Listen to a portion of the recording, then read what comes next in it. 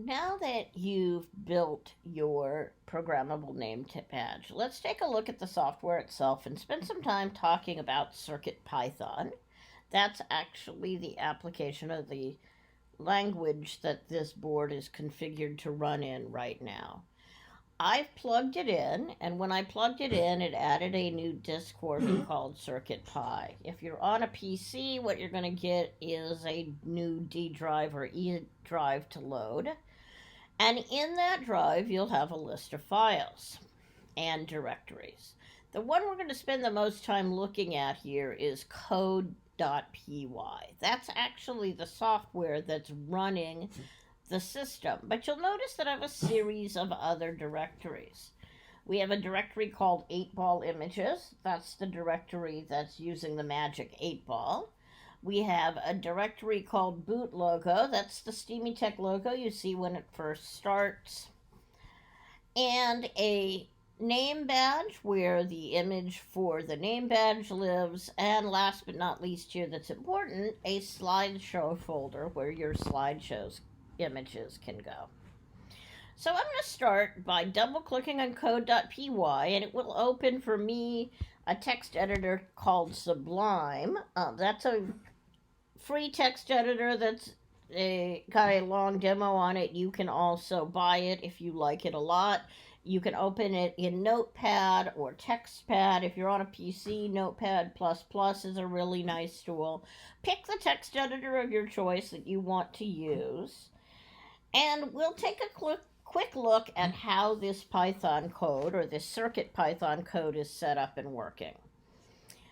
And there are lots of things in here that you're not going to want to edit if you want it to continue to perform like it does right now. But the very first thing you're going to do actually is you're going to take this entire directory and you're going to back it up to your local computer. That'll give you some place to start from if for some reason you manage to mess it up. Then I've opened code.py, so I'm going to start with a quick walkthrough of that, and then we'll talk about how to look and build new images for your system. Most of the values here are configuration that you won't want to change. So you'll notice that I've got a slideshow configuration section here. This is the section that's actually pointing to the directory where the slideshow images are. And if I go back to my board for a minute, you'll notice I've got a directory here called slideshow, and it has a series of bitmap files in it. In this directory, you can put any image you want as long as it's 128 by 128 pixels and it's a 16-bit BMP file or a bitmap file, and you can do Google searches online very easily to learn what you need to do to create a 16-bit bitmap file and how to convert your pictures off of your phone or other things into that 128 by 128 16-bit BMP file. That's the most important thing to understand about this directory. But you can put any files in it that you want to. Then you'll notice I've got a folder labeled 8-ball images. This is the one that's going to give us the 8-ball images that will display when you're in Magic 8-ball mode. Again, I have a series of files here.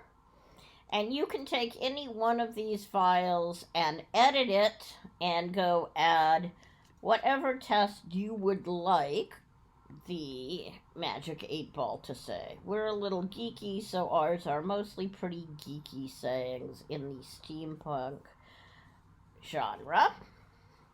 And then we have configuration for the name badge. And you'll notice we have a name badge folder here, and we have a simple name badge image we've created. Obviously, we want one that has your name if you want to be in name badge mode. And rock, paper, scissors, airship tentacles, and the series of images for that. And that's what's at the top. We also have a menu directory and a folder for those images as well. And you can, again, customize this however you want.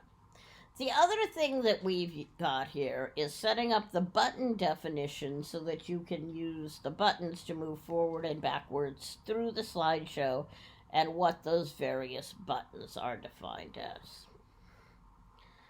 Finally, you'll notice a configuration section here for the actual scripts that are going to run. So this section of the screen says show image, and what it's doing is it's going to display an image from whatever folder we've pointed to. It's got mode buttons to use buttons 3 and 4 to move forward and backwards in a window. It's got a menu display button to go back to the main menu. And we're displaying the data there. And then we've got the slideshow. And we've defined how to run the slideshow and the directory for the slideshow showing up here. And again, how to break out of it if you need to by going back to the main menu. Now, these are all pretty straightforward CircuitPython. You'll notice that we've got a while loop here and an if loop here. And we can then go in and look at the various pieces in our paths. Our badge function is saying go to the name badge folder and look for the file there and display it. Our random image folder is going to whatever the start folder name is, and there are two of them in this case. We've got an 8-ball folder and an RPSat folder that are going to call this command. Now, in this case, when you go to RPSat, or Rock, Paper, Scissors, Airship Tentacles, or the 8-ball folder, what it's going to do is let you shake the board to be able to get it to go randomly pick an image. So based on that, we're looking for a specific acceleration.